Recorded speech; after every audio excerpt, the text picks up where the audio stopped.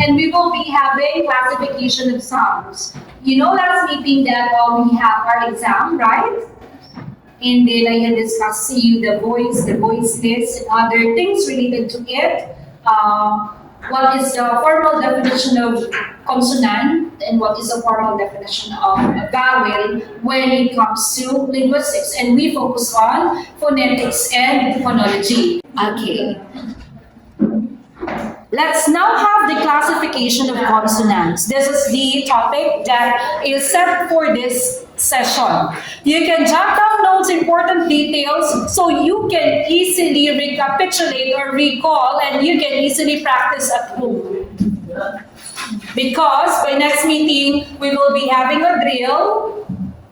I will be giving the terminologies. For example, can you give me the sound of affricates?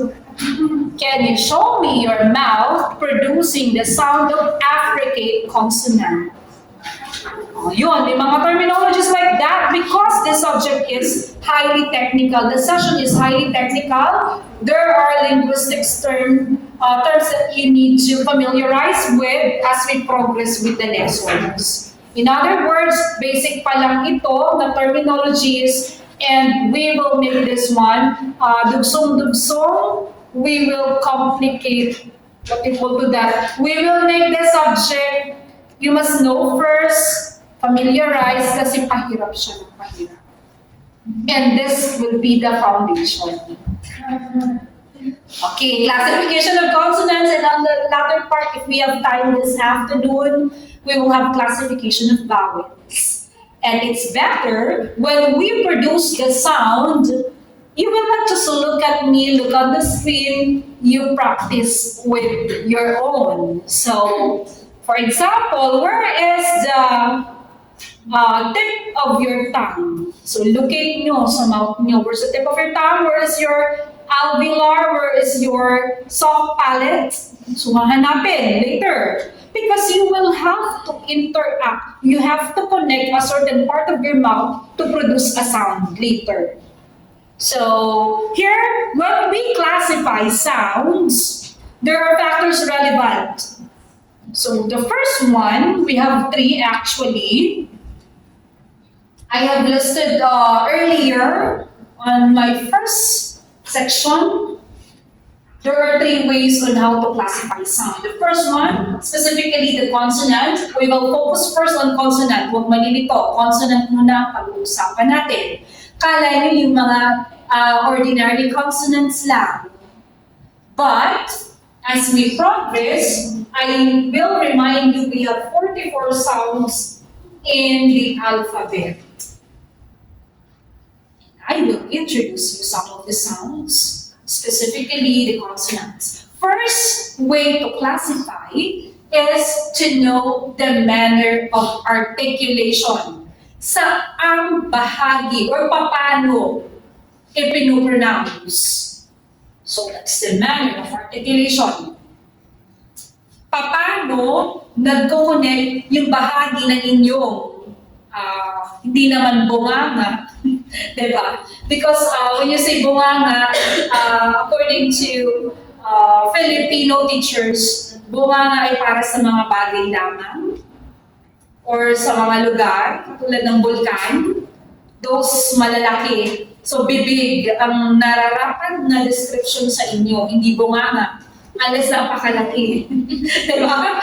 So with that, bahagi ng inyong bibig na nagpo-produce ng sound. Paano na i-produce ang sound? Alin ang active at alin ang passive articulator? So that is the manner of articulation. The second, the place of articulation. Saang bahagi ng bibig nabubuo ang sound or napoproduce. Okay? And the last is the voicing. And you have a background already of what voicing is. Am I right? Okay, just paying attention. Okay, thank you for that. So voicing, you would say there's a voiceless sound, there's a voice, right? And how will you differentiate voice and voiceless? You can raise your hand. Let's talk about vibration. Alin na nagba-vibrate? Voice. And which one is not having a restriction?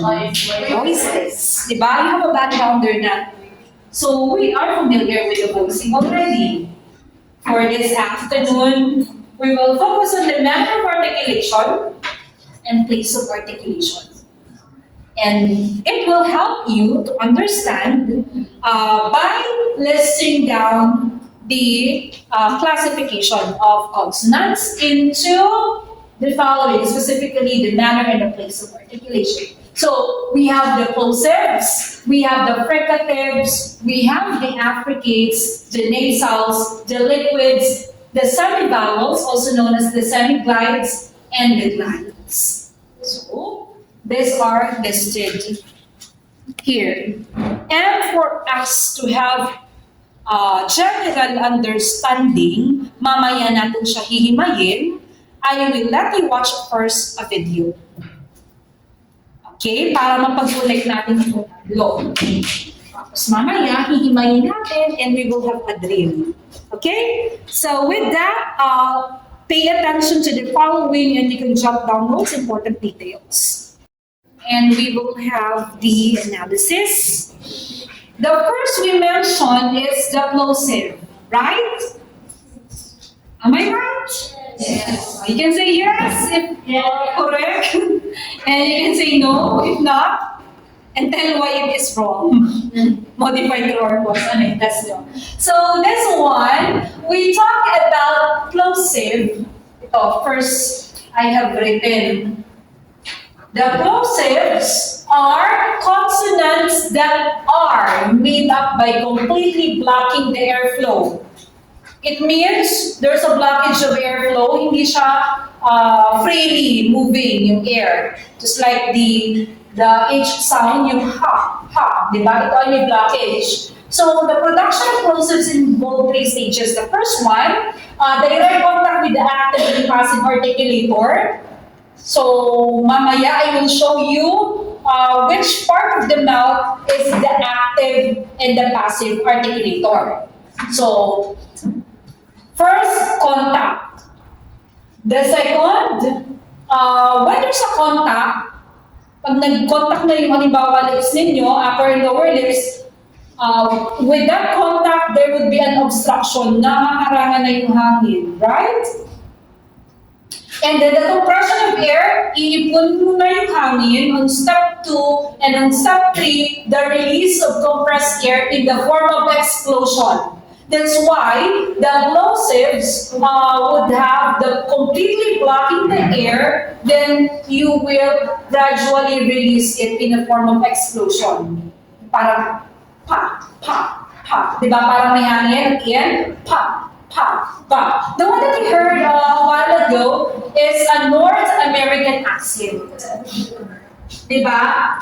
You might be confused kasi there would be different ways on how to pronounce words, but the one reminded on the video, this is North American accent. Kaya yung kanya ay, how to pronounce this one? The tap sound. Others would say butter. It's a butter. Hindi naman siya bat. It's butter. So it's a tap sound since it's a North American accent, but others would say butter. Diba? British. Butter. Right? Yes. So now, let's continue. According to our discussion a while ago, there are 6 plosives in English. We have the first set, the bilabial. When you say bilabial, bi, which means 2, and labial, which means lips. So 2 lips are pressed together. That's the meaning of bilabial. So what are those bilabial sounds? The pa, pa, pa, pa. Tingnan niyo yung lips niyo. Press together, right? The upper and the lower lips. Pa, pa. Okay, you produce the sound on your own habang kayo nakaupo at nag-jot down. Pwede na kayong mag-produce ng sound. Pa, pa, pa. pa. O sige, produce nyo nga yung pa at ba na hindi nag-press yung inyong uso. Yung lips. O, kumari na kubuka lang. O, nilabas yung P. Ang P sound. Pa, pa. O, huwag i-press. O, CJ, try mo. I-press. Open na. Diba? Parang nagiging vowel. Diba? Instead of pa. So it's impossible that your lips would not be pressed together if you produce the bilabial sound. So let's continue. The pa and the pa must be always pressed together. That's the first sound, the bilabial, the pa and the pa. And we have the alveolar. What do you mean by the alveolar? I just would say so North American accent, diba? By top, top, top, top, top. Iba malagitik, diba? Have you heard the difference a while ago the digits? Diba? Others would say sa aking accent, top, top, top. Diba? Top. So this one is the alveolar. Tingnan natin what part of the mouth is being connected. This one is top, top. So the first one, tandaan mo laging voiceless yung una kong i-mention na sounds, di ba? Voiceless siya lagi. There's no vibration. Magiging voice na siya sa ikalawa kasi meron na tayong vibration.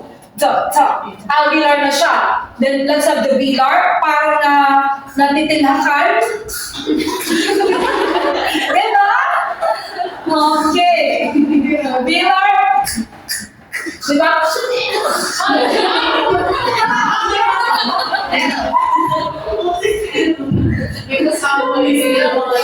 Baka may kasama sa akin. Panglo. Isa naman, may vibration. Diba? So, ayan po ang plosives. 2, 4, 6, we have 6 plosives as mentioned. Have you seen on my discussion?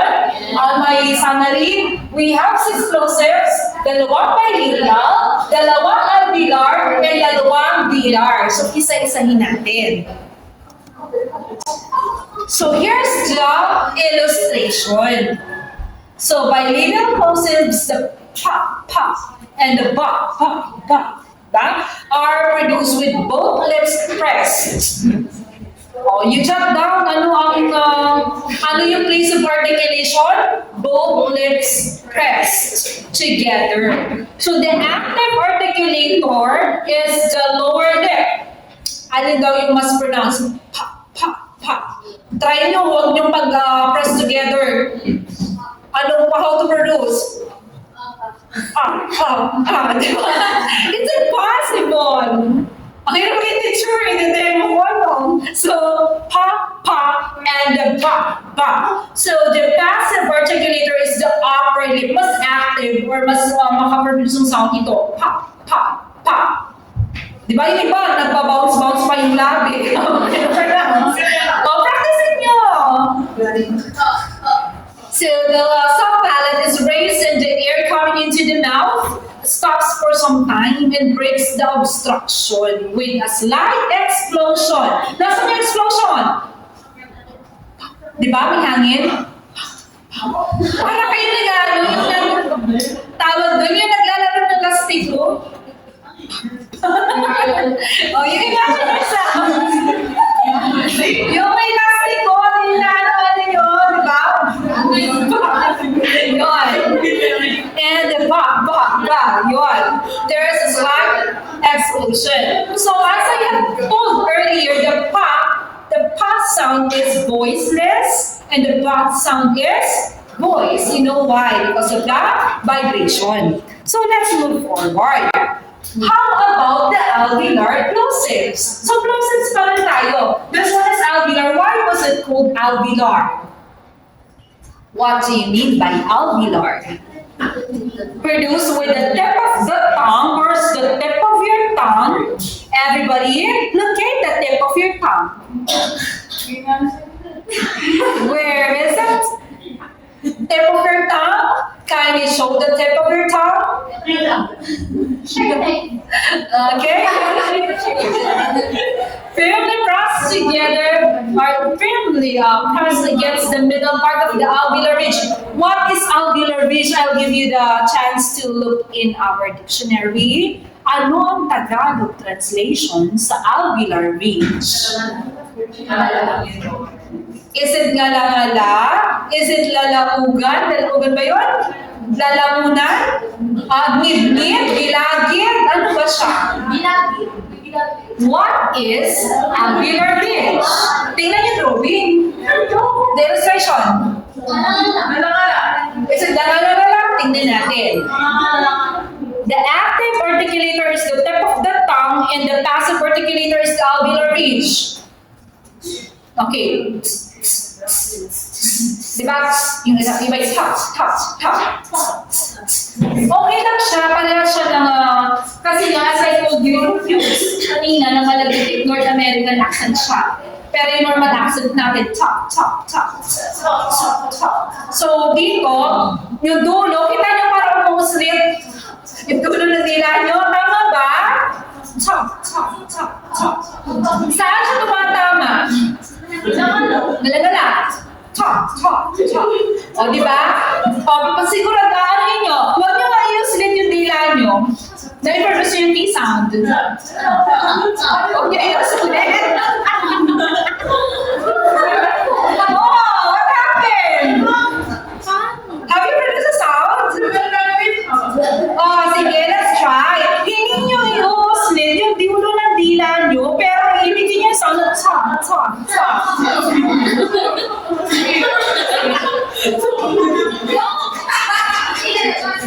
Okay? So it's impossible, diba? So let's continue. The active articulator is the tip of the tongue, the passive is the alveolar ridge. The tip of the tongue makes firm contact with the alveolar ridge. Dapat daw sila ay mag-o-contact. The air is trapped for a short time and then breaks the obstruction. Diba yung rulings natin? May 3 steps tayo kanina. I-obstruct, ipunin, i-blow after, diba? So there's an obstruction, kaya siya ay plosive. So I'll give you an idea ha. Sa drill, sasabihin ko ito, puproduce niyo yung sound. And you will show which part of your mouth produce the sound. So I'll give you the idea. Then the air is strong, and then obstruction is given with a slight exclusion. So in the case, anong sound again ang na-produce? Talk, and duh. T is, this one is voiceless, this one is voice. See the illustration. Look at the 6th sound, the velar. Velar plosive. Kasi there's an obstruction pa rin, and iipunin yung obstruction yung air, then i-blow. Kaya siya plosive. Bakit velar? Ano bang ibig sabihin ng velar? Okay? Articulated with the back of the tongue. Nasa ng back ng tongue ninyo? Yung likod ng inyong tongue, back of your tongue, and napapress siya against the soft palate. What is the soft palate? Yung malambot na bahagi ng inyong, alin ba yung soft? Di ba may hard? Yung matigas na nakakapal nyo sa taas, and may soft. Ano ba dito? Sa bababa or sa taas yung soft palate? Soft palate. Tingnan yung drawing. Look at the illustration. The back of the tongue makes firm contact with the soft palate. The air is strong for a short time and breaks the obstruction with slight explosion. In the case of ga. The vocal cords are vibrating. Diba? Yung sa velar siya, ka. O, i-trace ninyo. Nasaan yung likod ng inyong tongue? O, pakilokate. Kasi madali nyo matatandaan kapag ipapractical nyo habang kayo nakaupo. O, kunwari lang natin lakad ulit.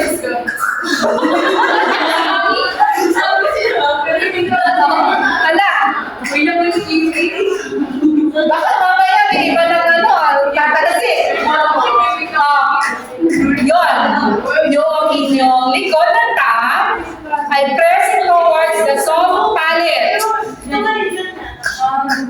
voiceless. Tama? Okay, voiceless. Bilar siya.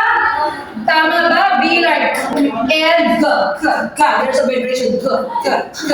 So, tingnan ninyo, tama ba yung likod ng tao ay tumatama sa soft palate? So, maaaring malapit na sa tonsil. Diba? Yung soft palate niyo? Yes. Anong Tagalog doon? O, pakikata kung ano yun in Filipino. So, pare, ngala-ngala, yan yung kanina. Lalaugan. O, ano? So, yun. Yun po, yung sound. Okay na tayo sa plosives? Class? Okay na tayo sa plosives? So, by read yan, Alveolar top and the velar and cut. Oh, diba? You are enunciating already. Fricatives are consonants that are produced by impeding. When you say impeding, parang in-obstruct pa rin, but not completely blocking the airflow. I.e., it est. For example, ang ibig sabihin, there is a narrow gap, the I.E., it est, in Latin, is for example. It est, there is a narrow gap between the active and the passive articulator along with the airflow that can leave the oral cavity. So, fricative siya. Paano nasabi na fricatives? We're talking about a while ago the fricatives. Yan. There's blocking, but then there's a gap. Parang may lalabas na hangin. If I'm not mistaken, right? So, dito naman, example natin yung F sound and the V sound. Nawala ulit? Hindi. Diba? There's a blocking, pero mas prominent yung blow ng air. Okay, let's continue. So, there is a narrow gap, and the passive articulator along which the airflow can leave the oral cavity. 9 fricatives in English. Lalo kayo na-stress. There are 9 fricatives in English. Okay, so what are those? The labiodental, the interdental, the alveolar,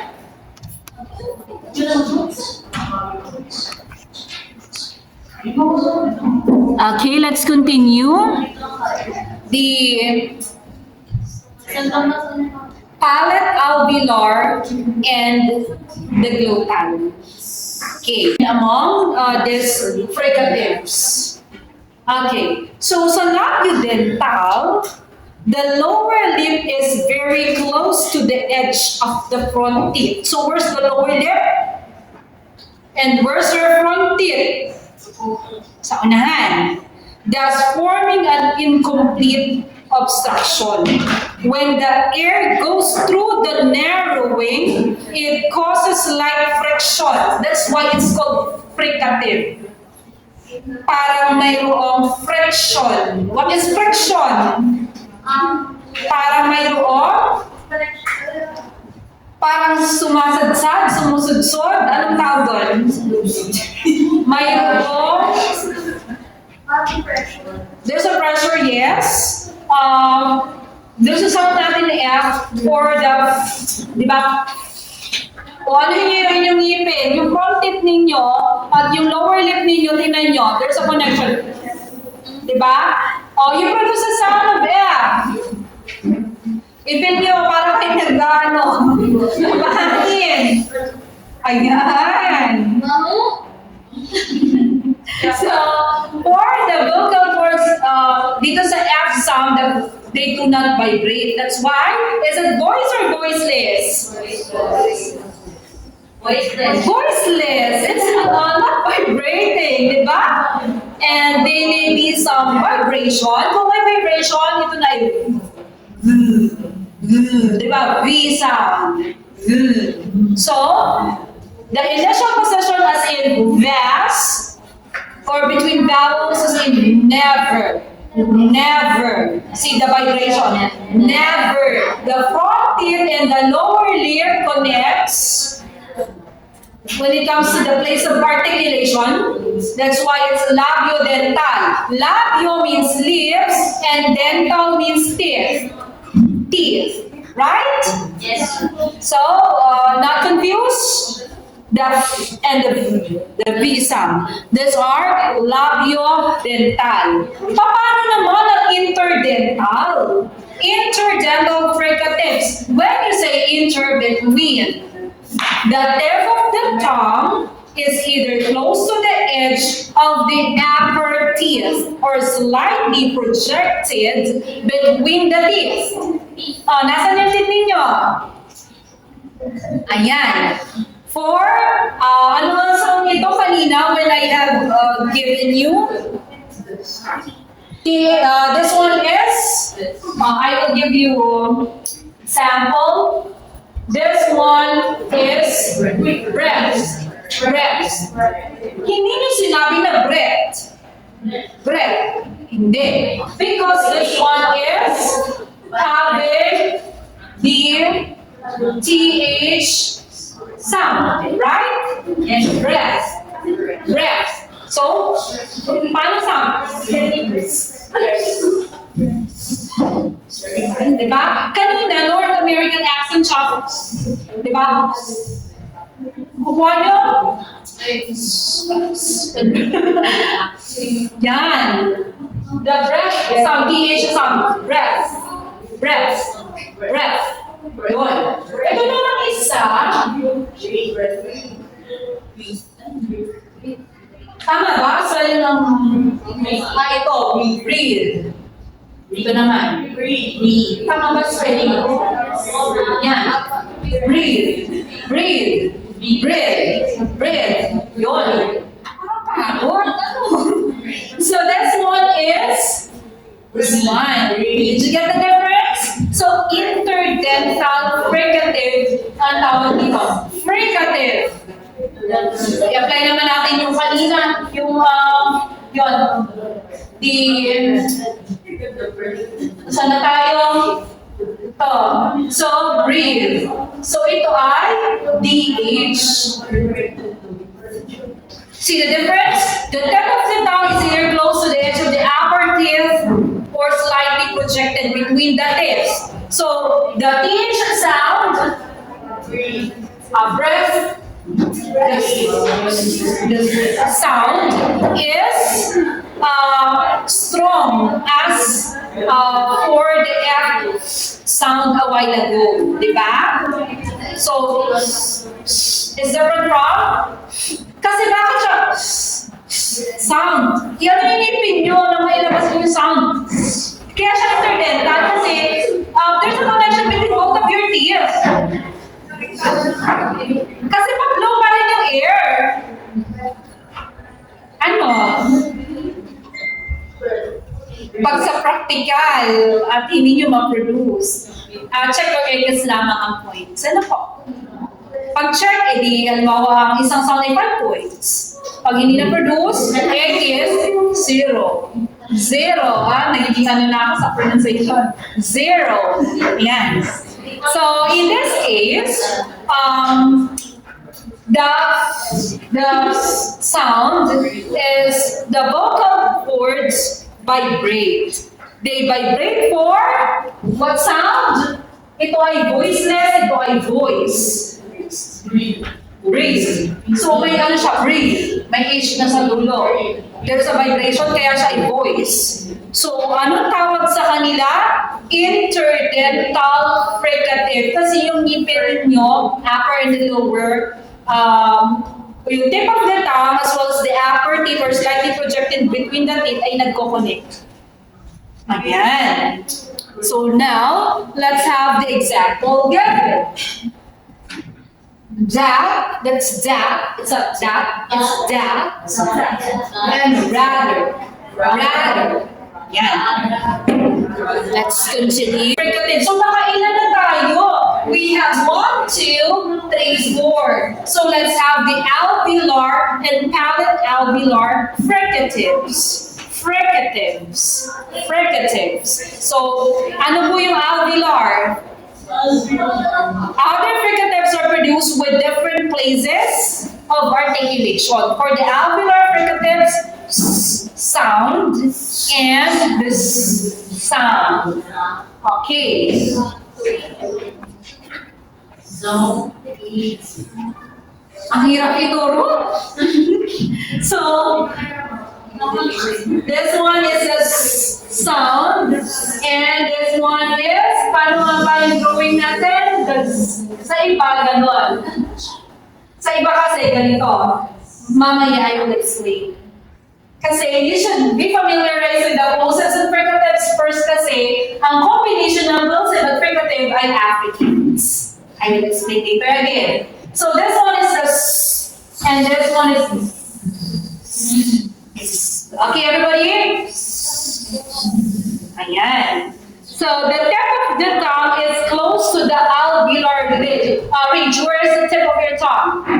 Where is the alveolar ridge yung na-mention kanina? Diba?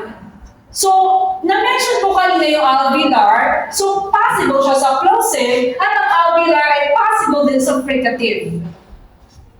Okay. The tip of the tongue is close to the alveolar ridge. The teeth are very close together. The friction for the s is strong, right? Even stronger than the sound. Sound. Ulit natin. Sound. Hindi pa, hindi siya. Parang kakailangan ko pa inaginayan sa parang tinatakbo or inuulit. Di ba? Yun. So the friction is stronger than the sound. For the vocal cords do not vibrate. That's why it is voiceless. So they vibrate for yun, nag-vibrate yung kaya siya voice. And what happened? That's why we have intervocalic position.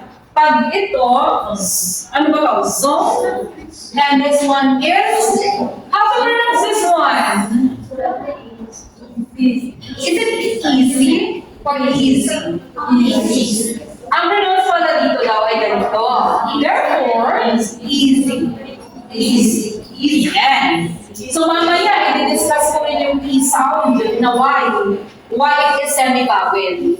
Sige, leave behind muna natin yung part na yun. Later, I will explain why the Y sound or the Y sound sometimes tend to be a vowel or a semi-vowel. So we're done with, nakakatandaan pa ba? Or nare-relate nyo pa ba? So far. Ano, hirap na. So let's have the alveolar. So we're done with the alveolar. Let's have the palate-alveolar. So the palate-alveolar would be, ito, paano they pronounce? Once again, I have told it earlier. Iba siya dun sa kanina, yung ganito. Nalilito na naman ang mga uso ninyo. Ito yung kanina kayo chak-chak. Yan, CH, yan. Iba naman, iba lang siya eh.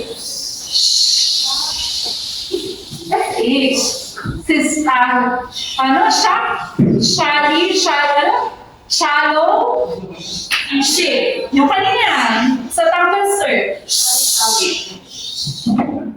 Yan. That's the difference. But then, we are talking about palate-alveolar fricative. So, anong sound ng palate-alveolar? And which one? Ayan. Alin po ang may vibration? Ayan pala. So, tama yung kanina, yung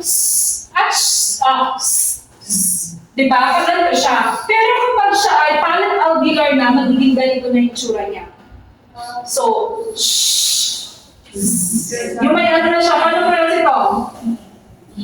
How to pronounce this one? Paano?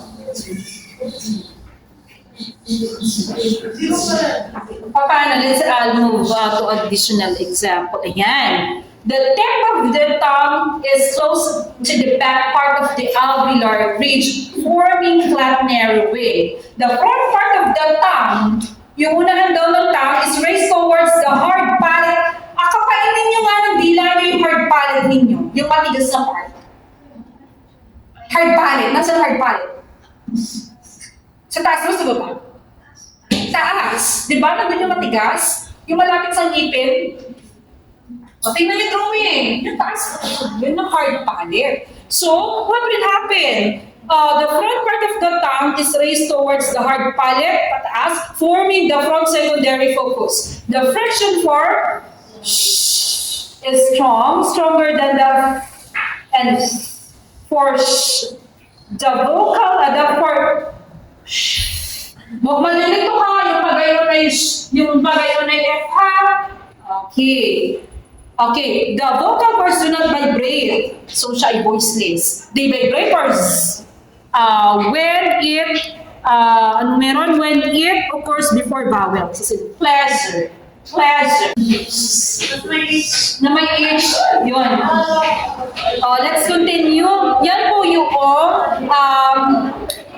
palate-alveolar fricative. Nasa fricative pa tayo, palate-alveolar. Yan. And now, let's move forward. Nakawalo na tayo sa fricative. Mag-glottal na tayo. What do you mean by glottal? Ha, ha, ha, ha. Yun yung sample. Produced when the voiceless expulsion of air from the lungs. Palabas yung hangin, wala siyang bara or walang obstruction. With the mouth and tongue already in position for the following vowel.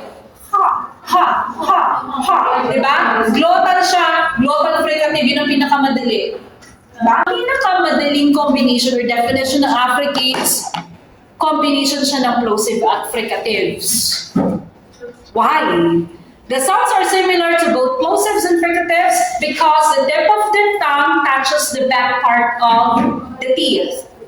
Teeth ridge, and the front part of the tongue is raised towards the hard palate. O, imagine nyo, tip of the tongue touches the back part of your teeth ridge. Ano yung teeth ridge? Ginagid ba yun? Ngid-ngid. Yung pinagsisibulan ng ngipin nyo? Ano yun? Yung parang baka training ngipin. Ngipin nyo yan. Yung talamin? Ano ba? Mamaya, i-produce natin yung tama. The air is trapped for a short time because of complete obstruction between the tip of the tongue and the teeth ridge. Then the obstruction is released slowly and the friction is heard. The voiceless affricates, ito na nga po, the voiceless affricate is ito. Okay, as in change. Ito yung kanina kay woodchuck. Tear. Yan. Pronounced as CH. Siya pala ay tinatawag natin na affricate. So, kung plural, affricates.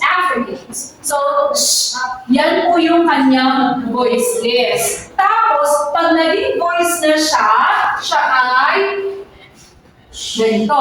Pronounced as J. Diba? Nagigets pa? So, yan po yung dalawang affricates. The sh and sh. Okay. So, iba pa siya dito. Kasi ito yung with the H to. So, ito naman ay voiceless and voice affricate. So, dalawa. Paano siya naging combination? Tingnan niyo yung positioning. Okay, tip of the tongue touches the back part of the teeth ridge and the front part of the tongue is raised towards the hard palate. Yan. So, tingnan niyo po yung plosive kanina. Saan yung T? Plosive siya, right? Tingnan natin yung tama. T niya ay plosive Nasaan yung F? Or yung sh kanina na sound? Fricative po. Sa fricative. So, pinagsama siya, plosive plus fricative. Plosive yung T, fricative yung N. Kaya siya ay affricates. Naintindihan? Yes. Kailangan yung maintindihan. Lucky choice. Diba? Basic pa lang to actually. Yes! Magcha-chart pa tayo. Magti-table pa tayo. May mga table pa yan. Oo. Ayan. Kumbaga, this part, ipinapakilala pa lang sa inyo yung terminology. Okay.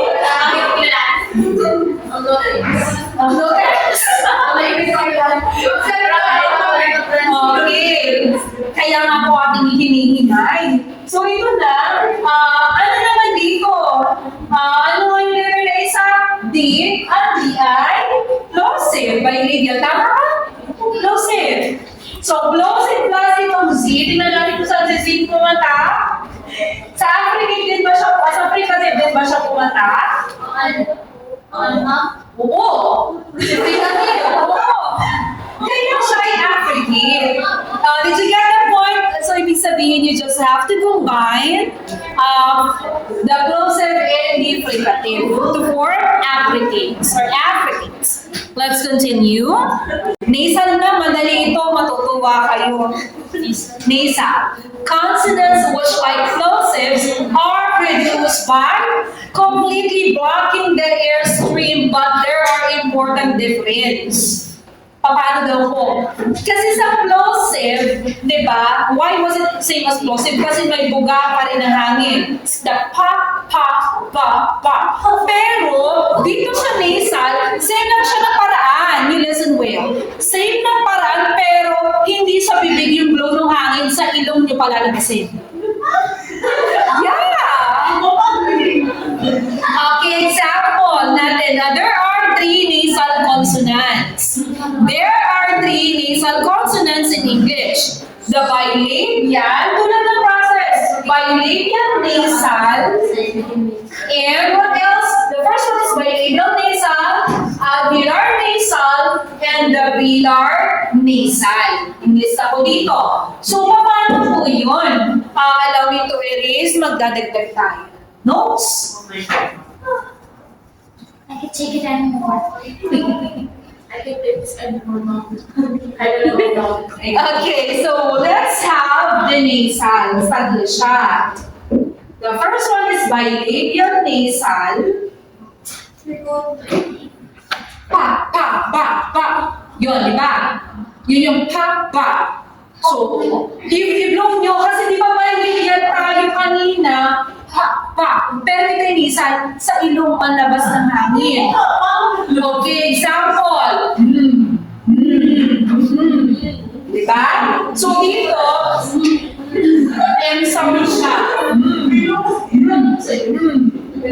Dapat may lalabas namin sa ilong. Kasi nasal siya. Ayan. Number 2, siya ay alveolar.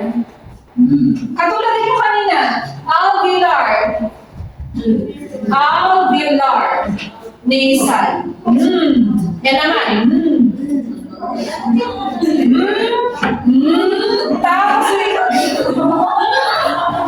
okay, the ikatlo is the velar. Di ba yung kanina, velar natin na plosive?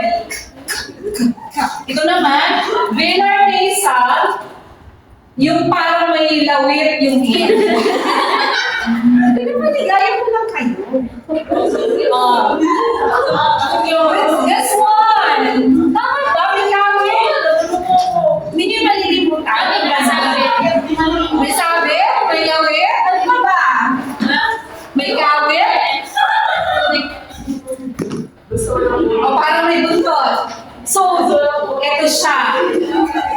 Nasal, labial, bilabial, nasal, alveolar nasal, and the velar nasal, Paano siya? Imagine niyo itong word na ito. Sing. Sing. Halimbawa, ito naman. Wrong. Tingnan niyo yung sound. NG siya. Para mayan siguro, iba naman yung sing sa sing. Nakuha ninyo? Ito. Children. Children na, children. Sim. Diba? Sim. And then we have sin, and sound. Sin. And then this one is sing. Yan. Yung may NG sound. So, this one is, everybody? All together. 1, 2, 3. Let's have the nasal sounds. Go. Very good. Bakit hindi nyo naman nilimutan? So, 6, 9. 6 na yun ang affricate. Dalawa, ito ang nasal. Okay? Okay, hindi pa nalilito. Okay, you try to go back with this. Alamin nyo lang kasi maganda talaga yung nakapractice because you will remember aling part ng bahagi or aling bahagi ng bibig ninyo ang nag-connect.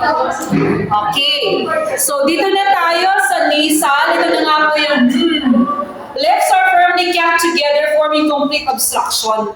Yung lips ninyo are firmly kept together. The active articulator is the lower lip and the passive articulator is the upper lip. Parang siya, bilabial kasi siya eh. Yun yung nature niya, di ba? Pag bilabial, two lips are pressed together. Kaya lang, if your lips are pressed together, hindi yung blow na hangin, hindi nga sa bibig, kundi sa ilong. Yun. Let's have the next, the alveolar nasal. The tip of the tongue is pressed against the alveolar ridge, forming the complete obstruction. Yung kanina natin, di ba? When we discuss alveolar nasal, yung tip ng tongue ay dun sa alveolar ridge. Ano nga alveolar ridge? Ngala-ngala ba? Ngala-ngala. So the active articulator is the tip of the tongue and the passive articulator is the alveolar ridge. So that's yun. So yung tip of the tongue parang umaano, di ba? And the velar nasal, ito na nga po yung kanina, back of the tongue is pressed sa palate. Yung malambot na bahagi ng ating, yung malambot, back of our tongue. Yun. So the soft palate is lowered and the air escapes through the nasal cavity. Parang nag-iisip na kayo kung tama ba major nyo, no? Okay, so let's have the liquids. The liquids include the alveolar and the post-alveolar. So yun siya, the alveolar siya yung L sound. Alveolar. Liquids siya tayo. Alveolar and what else? The alveolar and the post-alveolar. Actually, sa ibang version dito, yung R ipabaliktad. Yung ibang version. Paano yung R natin? Paganto nga ba? Sa ibang version, yung R ipakaiba. Paano yung pronounce kanina sa North American accent? Ba yun? Sabi niya, Sa iba naman, R. Or yung iba naman, ra. Depende. So, dito yung Depende nga. This is a North American accent, This one, Let's have the description. The tip of the tongue in alveolar is firm contact with the alveolar ridge, forming the complete obstruction. The active articulator is the tip of the tongue, and the passive articulator is the alveolar ridge. So malambot, pareho natin dulo ng dila. The sides of the tongue are lower and the air can pass between them. Yun po yung sample natin. And the post-alveolar, pabaliktad yung R niya dapat, Iba yung iba yung or R. So the tip of the tongue is held in a position but not touching the back part of the alveolar ridge. The soft palate is raised and the air flows quietly between the tip of the tongue and the hard palate. So yun yung post-alveolar. So ilan po siya? Dalawa. Then, semi-glides na tayo. Ang anin. Okay, semi-glides. Ang bilis mo nga mag-discuss. Alasing ko. So baka mag-drill pa tayo. The semi-glides or glides include the bilabial. Bilabial pa rin. Semi-glides, yung semi-vowel, ang other term ay semi-glides or glides, including the bilabial, the wa, the wa sound. So, semi-glides tayo. Sorry lang. Okay. The W sound, wa. Bilabial pa rin siya. Bilabial wa. And then, we have the palatal. Others pronounce palatal, pero it's palatal. Depende sa accent. So, palatal, it's the, ano nga basa dito? Ya. Diba? Kasi hindi siya J. Kasi ang J ganito. Tama, diba? Ito yung J natin. Therefore, it's ya. So, the Y sound. From semi-glides. Wa and ya. As in Y, and starts out with the lips firmly rounded. Wa. Firmly rounded. Wa. And ya. Then the articulators are gliding. When articulating ya, as in you, the front part of the tongue is first raised towards the hard palate. Ya. Then the soft palate is raised. The air goes along the central part of the tongue. So dapat alam nyo, if you fill in the blanks ko yan. Mga place of articulation. The vocal cords are kept together and are vibrating. Ya and the wa and the ya. Okay. The reason why, di ba you remembered my question before? This was true or false ko on some of the set works that I had given. So, i-recall nyo. Okay, nagbigay ako ng letter, parang letter Y. Ang question ko doon is letter Y. Can letter Y be a vowel? True or false? Letter Y can be a vowel. True or false? What is the answer? True. So you answered true, others answered false. But the answer is true because it's a semi-vowel. Why? Ito yung explanation natin kanina. For example, the word baby. So, paano siya? Pronounces the E sound, not the Y sound. Diba? Therefore, Y can function as a vowel or a consonant. That's why it is called a semi-vowel. So, like true vowels, meron tayong true vowels, the A, E, I, O, U. Semi-vowels are produced without major obstruction. Kasi diba, one of the characteristics ng vowel or vowel is to not have obstruction. Yung malaya ang pag-pronounce na kabuka ang bibig. It's like A, E, I, O, U. Unlike the pa, di ba nag-press together? A, E, I, O, U. So there's no obstruction na yung ya. Ay, yung I pala. I. Di ba? Parang A, I, O, pa rin siya even it's Y. So it's a semi-vowel. Okay? So that the airflow can escape relatively freely from the mouth. So we have semi-vowels. Unlike true vowels, never form the nucleus of a syllable, as in weak, as in yellow. Di ba? Hindi naman siya yellow. Yung yellow natin dito. You will see, paano mo siya mag-determine kung siya ay true vowel, semi-vowel, o kaya ay consonant. In this function, consonant siya or vowel? Kasi yellow, hindi ba siya yellow? Diba? So, tingnan niyo yung place of articulation as well. So, okay na tayo, clear? And therefore, usually considered as consonant kapag nga po nasa unahan. Diba? Pag nasa dulo, ay lovely, pretty. Yun yung mga vowels, ang function ng Y. So, okay, thank you so much for bearing with our discussion and I'm really happy that we have a fruitful one. Diba?